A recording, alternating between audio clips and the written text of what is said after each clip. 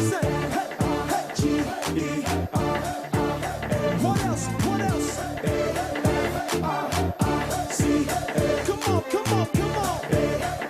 A-F-R-I-C. Just let's go. Welcome back. We're still talking the elections right here on Rubbin Minds. Before the break, we're taking a post-mortem of sorts of the presidential elections. But right now, we're going to be looking forward to what's going to be coming up on Saturday. The state elections are going to be holding in several states for governors and House of Assembly members. And I have here with me Chidi Okereke. Thanks for being here today. Yeah. And of course, I have here with me Bimbo Ojeneke. Thanks for coming. Thank you. There are several states that are very, very crucial for several reasons. Maybe because it's too close to call, or because certain politicians are going to influence certain things, or because of the way the presidential elections happened. And so I want to talk about it. Let's start with Imo State for one, Bimbo. There's a lot of factors they're playing out. Imo State, interestingly, in many instances has not voted the same party in each time. Ikedio Hakim was from a different party when he won. I think it was with PPA when he won in 2011, or 2007, I think. 2011, Abga won. Now there's three major people who are fighting there. There's Governor Rochas Okorocha, who is a serious member of the APC. There's the Deputy Speaker of the House of Representatives, Ikedioha, yeah. And there's the guy from Abga as well, Captain Ihanacho, who was the former minister. He's also gaining a lot of traction there. What are your thoughts on Imo State and how the governorship is going to pan out? I think from the last presidential election, we can begin to have a sense of the issues that are most important to Nigerians at this time. I really don't think that politics, whether in Imo or anywhere in Nigeria, is really about some of those considerations that we used to pay real attention to in those days. It's really more about performance, track record of good governance. Now, we're talking about someone like the APC candidate in Imo State. Considering what this man has done, Okorocha, considering his achievements generally, I see the APC and this individual doing so well at the next election, because these are going to be the most important issues for the people. It's not about anyone or any ethnic issue, especially at the level of the state. It's about demand that they know for competence, what he has done, especially in areas that people really care about, questions of, social welfare and all of that. I see that playing a major role in the next election. Do you agree, though? I mean, do you agree that that's basic now? People are voting more for issues than for personalities. I mean, these are three heavyweights. As a matter of fact, while the presidential election might affect whatever happens in the different states, in a place like Imo, for example, where the PDP won, of course, and there some people are discontented with the current governor. I mean, there's always going to be, despite the fact that I feel he has tried, there's always going to be discontentment, and it played out in the presidential elections where he couldn't marshal everybody to vote for his candidate there. That state is dicey. I cannot honestly predict, because it's on one hand issues that affect the Igbo man. I'm an Igbo man, so I understand the fact that maybe they are trying to protect their interests. Maybe they are trying to protect themselves from discrimination at the federal level. Maybe they will say, okay, this PDP is us. Let's hold our own. It's dicey. I really cannot predict, but I think all three of them, or especially all two of them, the PDP and the APC, they're both going to. Also, not forgetting that in 2011, I think Imo State was the last result to be declared, because it was almost inconclusive. They kept counting and recounting, and they had so many issues there, and it was so close eventually with the numbers. Yeah. And I think that was going to happen again this time. Yeah. I am looking forward especially to that, because I know Rochas Okorocha is a fighter. Yeah. He's someone who doesn't give up. But also the deputy speaker I don't think he's lost an election ever. No, he's not. So I don't know how that's going to pan out. But looking at Imo State. Let's go to Rivers now, because it's also a very interesting, it holds very interesting prospects for governorship.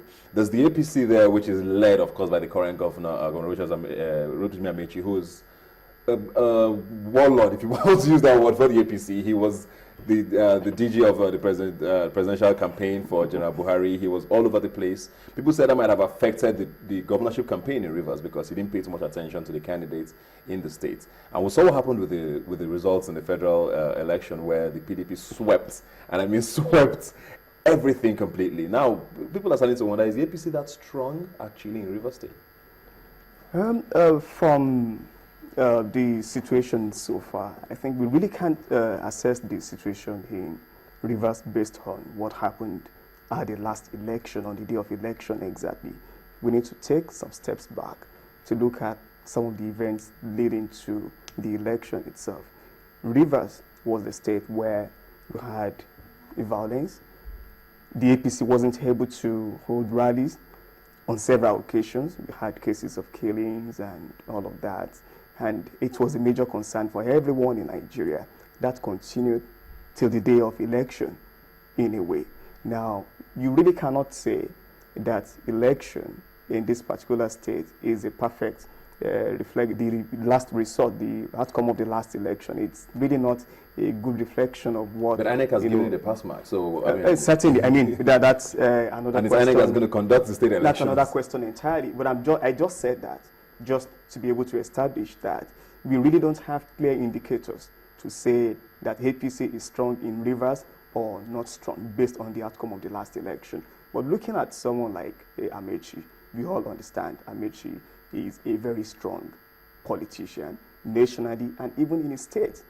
This is a person like Okorocha who has done so well for his people. And if you consider the fact that the APC now controls the federal government, is going to control the federal government from May 29, many states are beginning to reconsider their political choice. Do we want to stay in the opposition or we want to align with the federal government?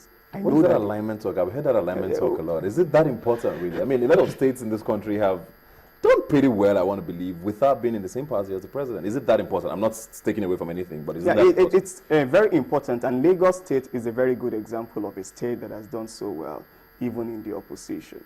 But if you look critically at the situation in Lagos State, if you consider the kind of challenge that Lagos State has had to deal with in the last 16 years, you understand that there's a lot of development potentials for a state that is in the mainstream. Lagos State has done well, and it's not simply because it's that easy to be in the opposition and do so well. Still sticking with you now, just before I go to him, I want to ask, do you think Rotimi Amechi's personality, because very people even know who the APC candidate is, Dakuku Peterside, it seems almost as if Amechi's personality has overshadowed who the candidate is. Do you think that's a good thing or bad thing? Yes, at the same rate. Who is the man on the other side? Who is the man on the other side? We have a situation where the candidates, the issues are not really around the candidates for the election. You talk more about Patience Jonathan as against Amechi, as against Wike and Dakuku at this election. I can say at least that Peterside is a credible candidate, a competent person, produced by the APC. I don't know what to say about Wike.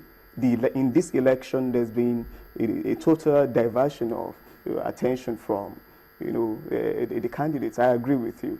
But if you go back to examine who these candidates are, I will tell you that certainly that Dakuku is a very good candidate. Wike, as a minister in Nigeria, but he didn't have so much to say about the man. He has a fair point in saying that the voting patterns might not necessarily continue. And we know how powerful state governors are when it comes to state elections and local elections. And the Rivers State right now is an APC state.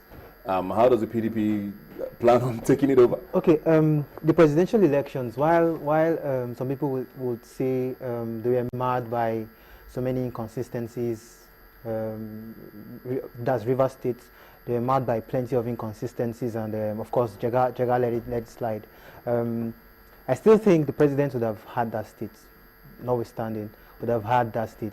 Amechi, I think, played a huge political stunt by walking away from the election, because he knew if he had actually voted and encouraged people to vote and not act like things were dicey. Of course, things were dicey, but he's a state governor, for God's sakes. He could have marshaled his people to come out en masse and vote. But he knew that if the PDP had won resoundingly without him saying the elections were mad, it would have affected the state elections. It would have affected them, because it would have been clear that Rivers State is a PDP state. I'm still not going to say this is definitely going to happen, that Kuku is going to take it or Wiki is going to take it. But I think if I'm going to analyze and give a score, I'll say it's a 60-40, PDP getting 60% of Why the do you give him a 60 though? I mean, I've given these factors. The APC still controls the states. The APC is now going to control the federal government. Okay, you said PK's tenure as a minister, I mean, it's out there for anybody to judge. Okay. Do you think based on that he actually has it? you said something about personalities. Wike's personality. Wike has this image, has this following, has this huge following in Rivers State. People look up to him. People like Amechi. People are disgruntled by Amechi as well. But Dakuku Peter's side, while he's a good guy, his track record is fine and okay and all that. He doesn't have that marshaled following, that following of people who say, I'm going to go to this polling unit and defend my vote for this guy. I don't think Wike has it. So anybody who's voting for the candidate in Rivers State will probably vote for APC or vote for Wike. And of course, the average Rivers man is a PDP guy. The average Rivers guy, in their minds, they're PDP guys.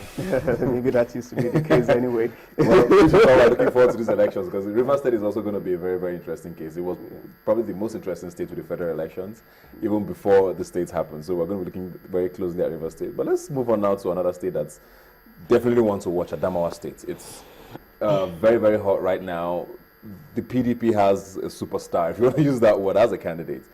But the APC won the states with the presidency recently and took almost all of the legislative positions as well. But yeah, they're up against a serious fight in Nuhu Ribadu. How is that going to be won there? Yeah, unfortunately, we know Malam Nuhu Ribadu. We are aware of his antecedents or what he's done in public service, and I really do not think that all of these things will be taken for granted by the people. Of course, they're going to consider all of that. But whether that really leads to automatic victory for him in Adamawa is just another question entirely, because the PDP does not have that kind of footing anymore in Adamawa. The APC has presented a very credible candidate. Senator Bindo? Yes, and if you look at the trend nationwide, I keep talking about that, it's very important. This is still a northern state. We are talking about he ran for president in 2011. Oh, yes. He's that big a personality. Yes, but there's a bigger personality that northerners are looking up to, and that is Buhari. The North does not want to stay in the opposition anymore. It does not matter who is on the other side, especially in a situation where they have now found a credible and competent alternative in a party that is going to be the ruling party from the. But that's the president now. We're talking about the state government. Yes, I'm saying that the same thing is going to affect the election in Adamawa. I see Adamawa people doing it just the same way they did it on March 28th, putting in place someone they trust, someone they believe to be credible. Why won't they trust Ribadu though? Ribadu, we know Ribadu nationally, but it's another question whether the people actually know him at the grassroots, or whether his party has that structure to coast him to victory at that election.